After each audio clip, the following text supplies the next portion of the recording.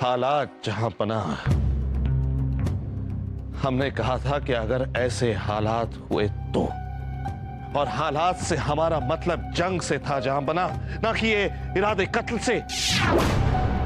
और अब हमारे कुछ भी बोलने से कोई फर्क नहीं पड़ता, क्योंकि हमने असली कातिल कौन है उसका पता लगा लिया है जहां बना।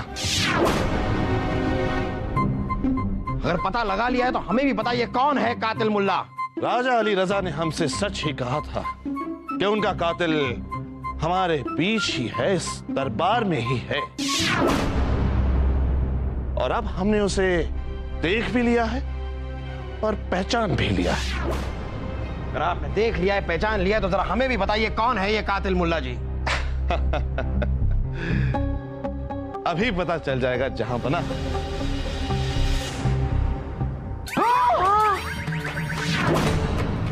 दरीचे शक।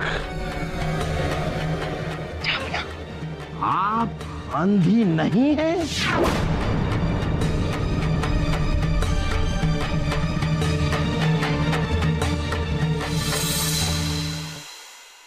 यही है वो खातून जहां पना, जिनके सदके इनके अब्बू जान अल्लाह मियां को प्यारे हो गए। हालात बिल्कुल आसमान की तरह साफ है जहां पना। मरहूम अली रजा ये जानते थे कि इनके खुद का खून ही इनका खून करने वाला है। जाहिर है जब इन्हें ये बात पता चली इनका दिल टूट गया। उसी जज्बात के जुनून में बिना किसी को रजिया का नाम बताए इन्होंने अपनी मौत को कबूल कर लिया। हाँ, हमें रुखसत करते करते भी ये अपने खारिस्तानियों से पास नहीं आए। अपनी बेटी को अपने कत्ल से बचाने के लिए इन्होंने अपने कत्ल का इल्जाम मुगलिया सल्तनत पर छोड़ दिया। वक्त, हालात और लोग बड़े ही उम्दा तरीकों से इन्होंने चुना, लेकिन हां, एक शख्स को तो ये नजरअंदाजी कर गए। ये भूल गए कि मुल्ला तो प्याजा अभी यहां मौजूद है। दरीचे शक। शक तो बहुत सारे हैं मुल्ला जी। सबसे पहले आप हमें यह बताइए कि आपको इस बात पर शक कैसे हुआ कि रजिया अंधी नहीं है। अभी बताते हैं जापना। अदाकारी तो इन्होंने बखूबी निभाई, बस एक छोटी सी भूल कर बैठी। जहां बना आपको याद होगा अभी कुछ देर पहले ही जब शहजादे सलीम ने हम पर कत्ल का इल्जाम लगाया था, तब वो हमारे करीब आए थे। फिर जब वासुदेव ने बोलना शुरू किया तब ये वासुदेव के पास जाकर खड़े हो गए। इस दौरान उन्होंने एक लफ्ज भी इस्तेमाल नहीं किया। फिर भी जब हमने इनके इल्जाम पर एतराज जताया तो हमने देखा कि इनकी नजरें शहजादे सलीम की ओर थी। तो अगर ये देख नहीं सकती तो इन्हें कैसे पता कि शहजादे सलीम हमारे पास नहीं वासुदेव के पास खड़े थे। ओ, चलिए मुल्ला जी अब लगे हाथ तो ये भी बता दीजिए कि रजिया जी ने ये कमाल किया कैसे। जहां तक हमने देखा ये भी हमारे साथ ही बैठी थी, उर्वशी के बगल में। रजिया ने ये सब कैसे किया, ये सब आप हमें क्यों पूछ रहे हैं? ये सब तो कातिल से पूछिए। कातिल ही अपनी जुबान से इनकी कहानी बताएंगी। क्यों? बताइए रजिया, अब आपके बोलने का मौका है। गलत इल्जाम लगाया जा रहा है हम पे। हमने अपना अब्बा हुजूर का कत्ल नहीं किया है। हम भला अपने अब्बा हुजूर का कत्ल क्यों करेंगे? हाँ, हमने अंधे होने का नाटक किया, लेकिन इस हत्या से इसका कोई वास्ता नहीं है। हमने ये सब इसलिए किया क्योंकि हम किसी से प्यार करते थे। उसे पाने के लिए सब किया क्योंकि हमारे अब्बा हुजूर और शाहिद भाईजान हमारी शादी कहीं और करवा देना चाहते थे और हम किसी और से शादी करना चाहते थे। हम जबरदस्ती की शादी से बचने के लिए हमने इस अंधेपन का नाटक किया था। हमने सोचा था कि हम ऐसा करेंगे तो हमारी शादी टूट जाएगी और कुछ वक्त बाद हम अपनी मर्जी से शादी के लिए अपने भाईजान और अब्बा हुजूर को मना लेंगे। ये सब सही ही चल रहा था, ऐसा होने ही वाला था। ये सब हो गया। कोई भी औलाद इतनी कमजोर और बेगैरत नहीं हो सकती कि अपने ही हाथों से जिसने उसको जिंदगी दी है उसी की जिंदगी ले ले। बैठ जाओ रजिया, रो मत। देखो कोई माने ना माने, हम मानते हैं कि तुमने अपने पिता का खून नहीं किया है।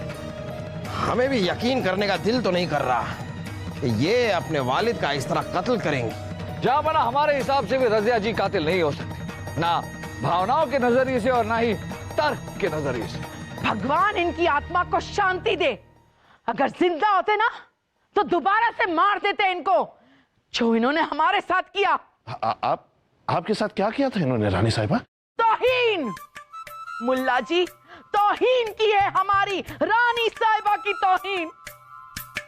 वो क्या था ना, हम मैके गए थे, मैके वहां से आ रहे थे और इनके राज्य में हमारा रथ जो है वो गड्ढे में घुस गया और फंस गया। अरे भाई हम कैसे आगे जाते?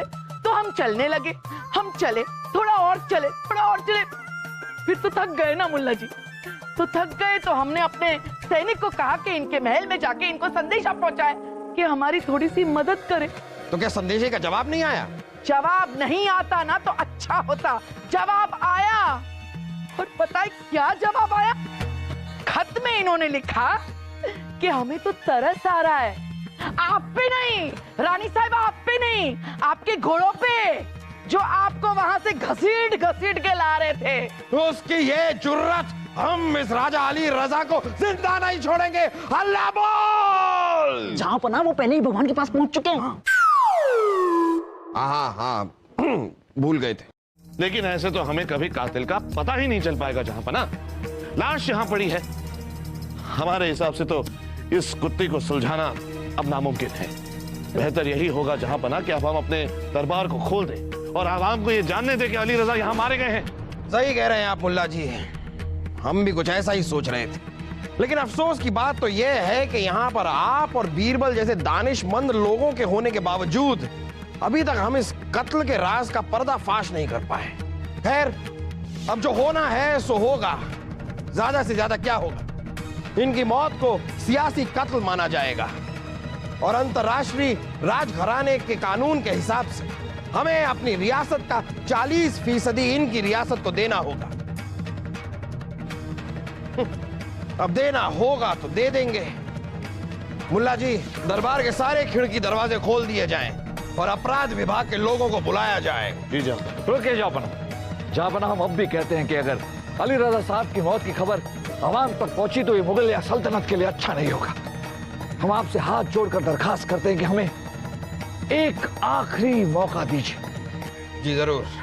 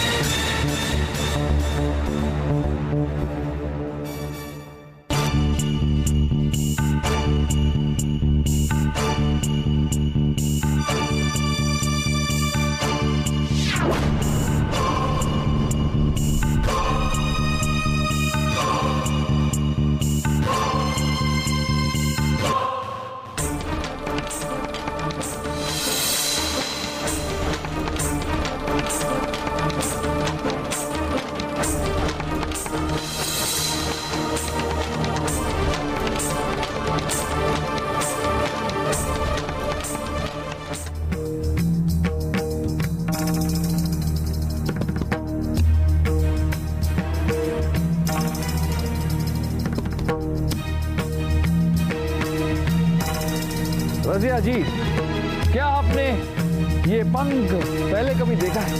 किस पंछी का है ये पंख? जी हाँ, ये झिलमिल नाम के पक्षी का पंख है जो हमारे रियासत आजमगढ़ में पाया जाता है।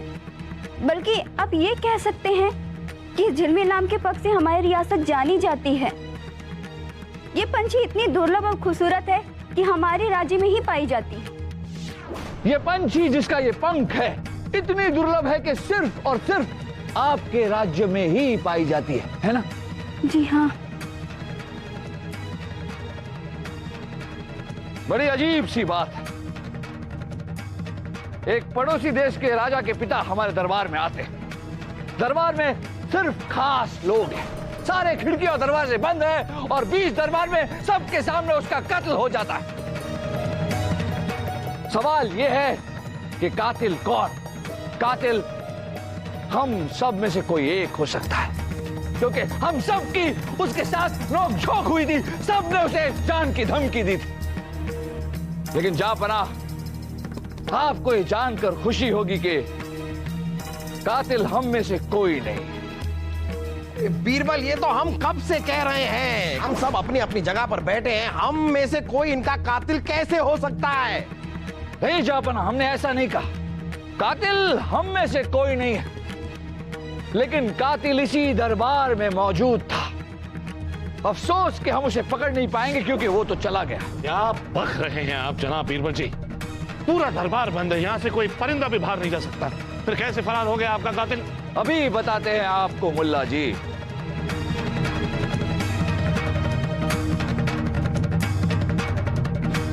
जहाँपनाह, मुल्ला जी और आप सब एक बार गौर से देखिए अली रजा साहब और नजर डालिए इनके पैरों पर। इनके एक पैर में जूती है और दूसरे पैर में नहीं। सवाल यह उठता है कि अली रजा साहब को ऐसी क्या जरूरत आन पड़ी कि उन्होंने एक पैर की जूती उतार दी। गौर से देखिए, इनके पैर पर एक गोल सा निशान बना हुआ है। जहाँपनाह ये गोल सा निशान क्यों बना? हमारे हिसाब से ये गोल सा निशान तब बना जब अली रजा साहब ने किसी गोल सी चीज को अपने पैरों से खींचा। पर कौन सी चीज? जहाँपनाह, कोई ऐसी रस्सी या तार। जहाँपनाह, तीर सामने से चला। इसका मतलब अली रजा साहब ने एक तार खींची, एक ऐसी तार जो खुले आंखों से बिल्कुल दिखाई नहीं देती। अरे बीरबल, ये कैसी बातें कर रहे हैं आप? कौन सा तार, कैसा तार? हमें तो कोई तार दिखाई नहीं दे रहा। जहाँपनाह, तार ऊपर नहीं, नीचे है, क्योंकि तार को इन्होंने अपने पैरों से खींचा था। हम बताते हैं कि तार कहां है।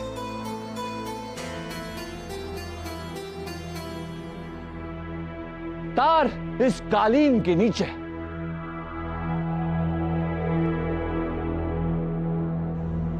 ये देखिए जहाँपनाह, तार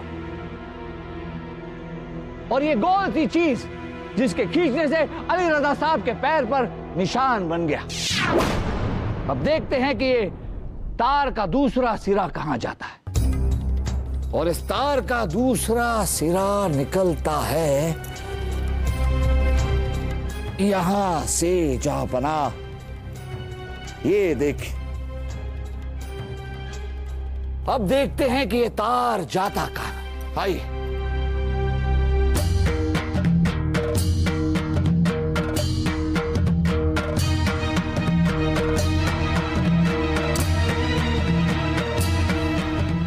जहाँपनाह, ये तार जा रहा है इस गुलदस्ते के अंदर। और जहाँपनाह, ये रहा वो हथियार जिससे तीर चला। ये तो कमाल है। कमाल नहीं, कमान है। हाँ हाँ, वही। अब तो आप सब समझ ही गए होंगे कि ये कत्ल कैसे हुआ। जहाँपनाह, दरअसल ये हत्या थी नहीं, आत्महत्या थी,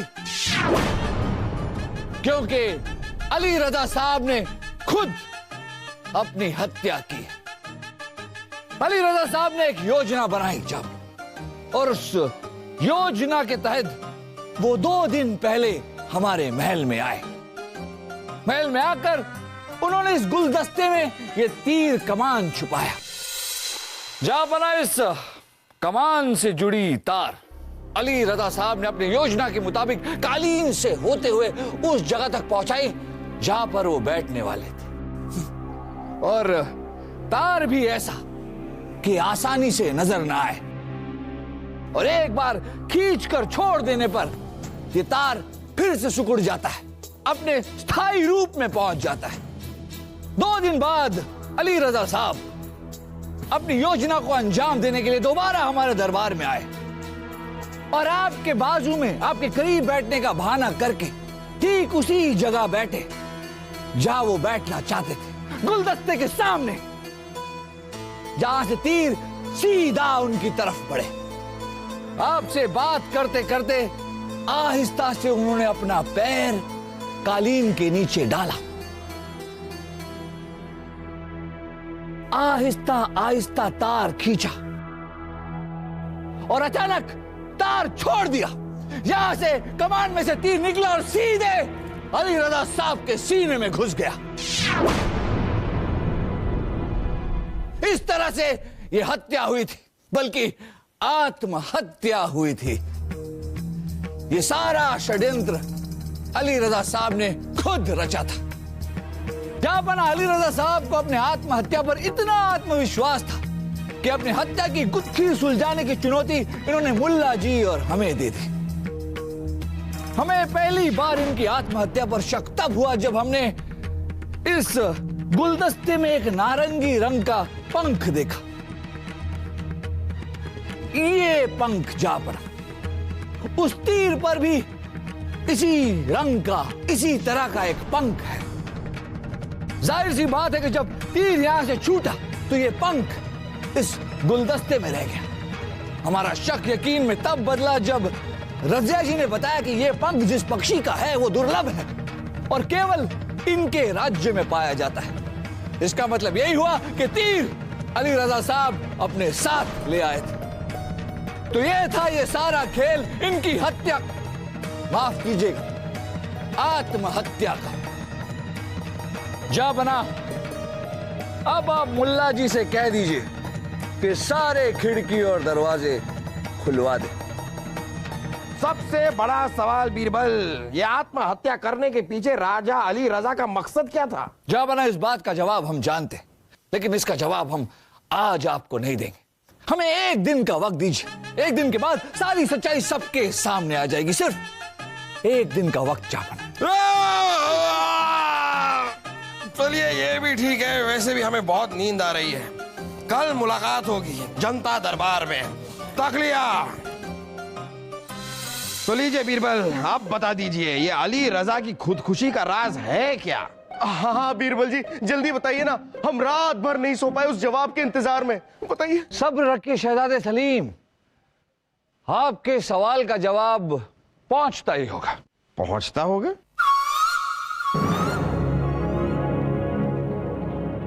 लो, पहुंच गया।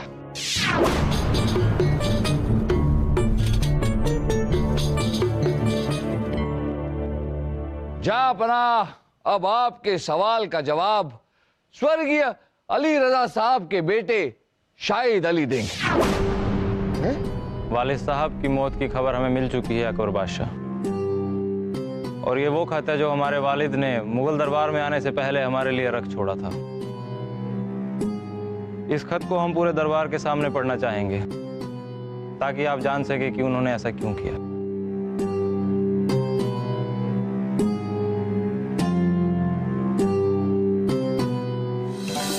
हमारे प्यारे बेटे शाहिद, ये तो तुम जानते हो कि पिछले काफी अरसे से हमारी तबीयत काफी नासाज चल रही थी, पर ये नहीं जानते कि अभी कुछ दिनों पहले ही हमारे शाही हकीम ने हमें बताया कि हमारी बीमारियां इस कदर बढ़ चुकी हैं कि हम चंद दिनों के मेहमान हैं। हम जानते हैं शाहिद कि तुम्हारी इकलौती तमन्ना मुगल रियासत पर हुकूमत करना है, और हम ये भी जानते हैं कि यह तमन्ना पूरी होना इतना आसान नहीं। मुगल सल्तनत एक वसी मुल्क है, और मुगल सल्तनत पर हुकूमत करने के लिए जो वसी ताकत चाहिए वो हमारे पास नहीं है। लेकिन हम तुम्हारी ये तमन्ना पूरी करना चाहते हैं, और इसके लिए हमने ये रास्ता निकाला है कि हम खुद मुगल दरबार जाकर खुदकुशी करेंगे और अपनी खुदकुशी को कत्ल का जामा पहनाएंगे, और हमारे कत्ल की जिम्मेदारी पूरी मुगल सल्तनत की होगी। हमारा कत्ल एक सियासी कत्ल माना जाएगा, और अंतर्राष्ट्रीय राजघराने के कानून के मुताबिक हमारे कत्ल के एवज में अकबर को तुम्हें अपनी सल्तनत का 40% हिस्सा मुआवजे की शक्ल में देना होगा। जो कम से कम तुम्हारी मुगल सल्तनत पर हुकूमत करने की तमन्ना किसी हद तक तो पूरी हो ही जाएगी। हमारी मौत का अफसोस मत करना, हम तो वैसे भी चंद दिनों के मेहमान थे। मुगल सल्तनत का ये 40% हिस्सा अपने वालिद की तरफ से एक छोटा सा नजराना समझना। खुश रहिए, अलविदा। आपको दिलो जान से प्यार करने वाला आपका वालिद अली रजा। अब्बा हुजूर ने जो कुछ किया सब गलत किया। उनकी जिंदगी पर ऐसी 1000 तमन्नाएं कुर्बान। हम मानते हैं कि हम मुगल रियासत पर हुकूमत करना चाहते थे क्या, चाहते हैं, लेकिन आपको हराकर, आपसे जंग लड़कर, इस तरह से नहीं। यह कुर्बानी नहीं, महज हमकाना सोच है। हो सके तो इस बेजा हरकत के लिए हमारे जन्नत नशीन वालिद साहब को माफ करिएगा। मैदान जंग में मिलते हैं। हम अपनी बहन रजिया को साथ ले जा रहे हैं। खुदा हाफिज। बहुत खूब शाहिद अली, हमें आप पर और आपकी सोच पर नाज है। खुदा हाफिज। जहांपना, ये तो कमाल हो गया। हमारा मतलब है शाहिद अली जैसे इंसान से हमें इस तरह की ऊंचे सोच की अपेक्षा नहीं थी। जहांपना, हमें तो लगा था कि अपने पिता का खत मिलते ही ये मुगलिया सल्तनत से 40% हिस्सा लेने के लिए आएंगे। इसीलिए हमने आपसे एक दिन का वक्त मांगा था ताकि आपको आपके सवाल का जवाब मिल जाए। खैर, अब तो आपको आपके सवाल का जवाब मिल ही गया होगा। मिल गया बीरबल, इस सवाल का जवाब मिल गया और उस सवाल का जवाब भी मिल गया जो अक्सर लोग पूछा करते हैं कि बीरबल में ऐसी कौन सी बात है कि ना सिर्फ बादशाह अकबर बल्कि मुगल सल्तनत भी उन पे इतना नाज करती है। बहुत खूब बीरबल, मान गए आपको। वैसे जाबना, इस मामले में हमारे मुल्ला जी भी कुछ कम नहीं है। हमारे जहन में यह बात बिल्कुल नहीं आती कि रजिया देख सकती है। कमाल कर दिया मुल्ला जी ने।